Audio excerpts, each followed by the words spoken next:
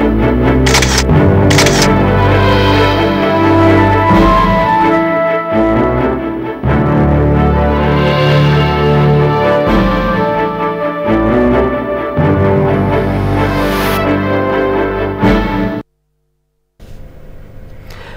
আলাইকুম, জনপদের খবরে আমন্ত্রণ জানাচ্ছি আমি মোহাম্মদ রাইহান।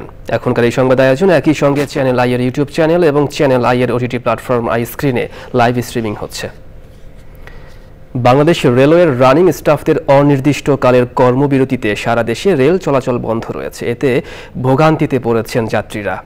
কমলাপুর রেল স্টেশনে গিয়ে আলোচনার মাধ্যমে সমস্যা সমাধানের কথা জানিয়েছেন রেলপথ উপদেষ্টা। তবে দাবি পুরোপুরি মেনে না নেওয়া পর্যন্ত কর্মবিরতি চালিয়ে যাওয়ার কথা জানিয়েছেন বাংলাদেশ রেলওয়ের রানিং স্টাফ ঐক্য পরিষদ। আজ সন্ধ্যা ৬টার মধ্যে প্রারম্ভিক স্টেশনে আজকের টিকিট জমা দিয়ে টাকা ফেরত নেওয়ার কথা জানিয়েছে রেলপথ কর্তৃপক্ষ। লাইলা নওশিনের রিপোর্ট। Part of pay, running allowance যোগ করে পেনশন সহ বিভিন্ন দাবিতে অনির্দিষ্টকালের ধর্মঘটে রেলের রানিং স্টাফরা। সকাল থেকে রাজধানীর কমলাপুর স্টেশন ছেড়ে যায়নি কোনো ট্রেন। আমরা এখন গার্জিয়ান সারা সন্তান, গার্জিয়ান সারা হলে শুধু কি আমি একলাই, সারা বাংলাদেশে কতগুলো লোক সকালবেলা এসে অনেক করে আমরা ট্রেনটা পাচ্ছি না। ট্রেন না চলায় কাউন্টারে টিকিট ফেরত দিয়ে চলে গেছেন অনেকেই। সকালে একবার আসলাম টিকিট ফেরত দিতে, তখন 9:30 10টা বাজে। তারা বললো যে আপনি আবার 11টা 11:30টার দিকে আসেন। অনেকে ফ্যামিলি নিয়ে কোথাও যাবে ঘুরতে, 4জন 5জন টিকিট কাটছে, তো তাদের জন্য তো বিশাল সমস্যা। রেলের রানিং স্টাফরা বলছেন মাসখানেক আগেই এই ধর্মঘটের ঘোষণা দেওয়া হলেও কর্তৃপক্ষ আমলে নিয়ে সমস্যা সমাধানের উদ্যোগ নেয়নি। গত 1 তারিখ থেকে আমরা জানাইছি, রেল মন্ত্রণালয়কে জানাইছি এবং পাবলিক এবং আপনাদের মিডিয়ার মাধ্যমে এটা তো সবাই জানে যে আমাদের 28 তারিখ থেকে প্রজ্ঞাপন না হলে আমাদের সকালে কমলাপুর রেল স্টেশন পরিদর্শন করে রেলপথ উপদেষ্টা বলেন, স্টাফদের দাবি দেওয়ার ব্যাপারে অর্থ মন্ত্রণালয়ের সাথে কথা বলছেন তারা। এতগুলো যাত্রীকে জিম্মি করে এই ধরনের একটা কর্মসূচি দেওয়া, এখানে তো কে সাফার করতেছে সাধারণ মানুষ। এটা অর্থ বিভাগে আমরা একদিন ধরে পাঠাচ্ছিলাম এবং অর্থ বিভাগ সেই চিঠির জবাব দিয়েছে এবং কিছু দাবি আছে এবং আরও তাদের কিছু দাবি আছে। আমরা আলোচনা করব এবং আমরা অবশ্যই ব্যবস্থা নেব। উপদেষ্টা মহোদয় বলতেছেন যে এটা আমার বিষয় না, এটা হলো অর্থ মন্ত্রণালয়ের বিষয়। তাহলে অর্থ মন্ত্রণালয় সহ রেল মন্ত্রণালয় যদি একসঙ্গে বসে তাহলে সমাধান। ভোগান্তি এড়াতে কমলাপুর থেকে বিভিন্ন গন্তব্যে রেলের টিকিটধারী যাত্রীদের জন্য সরকারি ব্যবস্থাপনায় বিআরটিসি বাসের ব্যবস্থা করা হয়। লাইলা নওশিন, চ্যানেল আই, ঢাকা। ওয়েস বোর্ড বাস্তবায়ন গণমাধ্যম সংস্কার কমিটির এখতিয়ার নয় বলে মন্তব্য করেছেন গণমাধ্যম সংস্কার কমিটির প্রধান কামাল হোসেন। তিনি বলেন, কমিশনের কাজ হচ্ছে স্বাধীন, বস্তুনিষ্ঠ ও শক্তিশালী গণমাধ্যম প্রতিষ্ঠার জন্য সুপারিশ করা। ময়মনসিংহে সাংবাদিকদের সাথে গণমাধ্যম সংস্কার বিষয়ক মত বিনিময় সভায় তিনি আরও বলেন, আর্থিক নিরাপত্তা নিশ্চিত করা ছাড়া স্বাধীন সাংবাদিকতা সম্ভব নয়।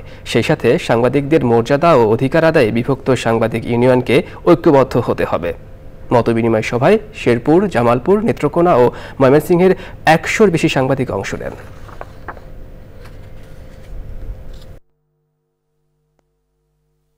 এই কমিশনের দায়িত্ব হচ্ছে স্বাধীন, বস্তুনিষ্ঠ ও শক্তিশালী গণমাধ্যম করার জন্যে সংস্কারের সুপারিশ করা। সে কারণে আমরা বলতে পারি যে স্বাধীন সাংবাদিকতার জন্যে যেটা প্রয়োজন সেটা হচ্ছে সাংবাদিকদের আর্থিক নিরাপত্তা নিশ্চিত করা, যাতে তারা স্বাধীনভাবে সাংবাদিকতা করতে পারেন। নরসিংদীর শেখের চরে ঘরে ঢুকে তিথি নামের এক কিশোরীকে কুপিয়ে হত্যার 10 ঘন্টার ব্যবধানে মাধবদীতে ছেলের হাতে বাবা খুনের অভিযোগ উঠেছে। এ ঘটনায় ছেলেকে আটক করেছে পুলিশ। অন্যদিকে কিশোরী হত্যার ঘটনায় ওই কিশোরীর মা গুরুতর আহত অবস্থায় ঢাকা মেডিকেল কলেজ হাসপাতালে চিকিৎসাধীন। পুলিশ ও স্থানীয়রা জানিয়েছে, তিথির বাবা মুফাজ্জল হোসেন নিজের দোকান থেকে বাসায় গিয়ে রক্তাক্ত অবস্থায় বসত ঘরে দুজনকে পড়ে থাকতে দেখেন। স্থানীয়দের সহযোগিতায় তাদের নরসিংদী সদর হাসপাতালে নিয়ে গেলে সেখানে তিথিকে মৃত ঘোষণা করেন কর্তব্যরত চিকিৎসক। এদিকে মঙ্গলবার সকাল 7টার দিকে মাধবদীর ছোট গদায়ের চরে বাবাকে হত্যার অভিযোগ ওঠে ছেলের বিরুদ্ধে। পুলিশ ও স্থানীয়রা জানিয়েছে, গতকাল সন্ধ্যা থেকে বাবা আব্দুল গফুর মিয়ার সাথে তার ছেলে আব্দুর রহমানের দোকান ভাড়ার তোলার টাকা নিয়ে কথা কাটাকাটি হয়। এরপর সকালে গফুর মিয়া উজু করতে গিয়ে আর ঘরে ফেরেননি। পরে বাইরে থেকে রক্তাক্ত অবস্থায় তাকে উদ্ধার করা হয়। ঘটনায় ছেলে আব্দুর রহমানকে আটক করেছে পুলিশ। গাজীপুরে তারুণ্যের উৎসব উপলক্ষে যুব সমাবেশ ও আলোচনা সভা হয়েছে। এসো দেশ বদলায় পৃথিবী বদলায় প্রতিবাদ নিয়ে জেলা প্রশাসন ও যুব উন্নয়ন অধিদপ্তরের উদ্যোগে আয়োজিত সভায় প্রধান অতিথি ছিলেন জেলা প্রশাসক নাফিসা আরেফিন। সভাপতিত্ব করেন অতিরিক্ত জেলা প্রশাসক মোতাসিম বিল্লাহ। বিশেষ অতিথি ছিলেন জেলা পরিষদের নির্বাহী কর্মকর্তা খন্দকার মুদাসসির বিন আলী। সভা শেষে যুব প্রশিক্ষণার্থীদের সনদপত্র ও চেক বিতরণ করা হয়।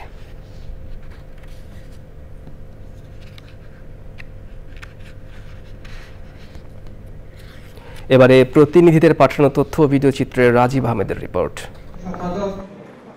রংপুর জেলা বিএনপির সাংগঠনিক সভা হয়েছে। প্রধান অতিথি ছিলেন বিএনপির ভাইস চেয়ারম্যান শামসুজ্জামান দুদু। সভায় জেলা বিএনপির আহ্বায়ক সাইফুল ইসলামের সভাপতিত্বে প্রধান বক্তা ছিলেন বিএনপির সাংগঠনিক সম্পাদক অধ্যক্ষ আসাদুল হাবিব দুলু।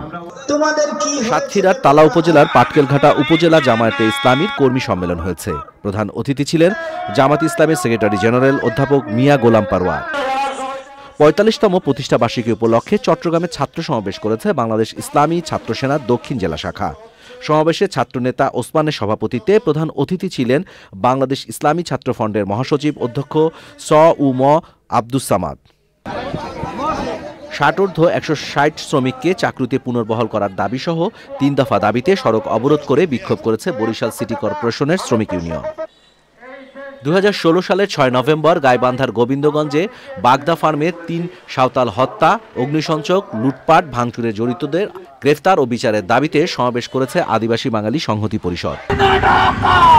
ভারতের ব্যাঙ্গালোরে বাংলাদেশি নারীকে ধর্ষণের পর হত্যার প্রতিবাদ এবং সাম্প্রতিক মেধাবী শিক্ষার্থী অর্ণব হত্যাসহ খুলনার সকল হত্যার প্রতিবাদে বিক্ষোভ মিছিল ও সমাবেশ করেছে জেলা ও মহানগর বৈষম্য বিরোধী ছাত্র আন্দোলন।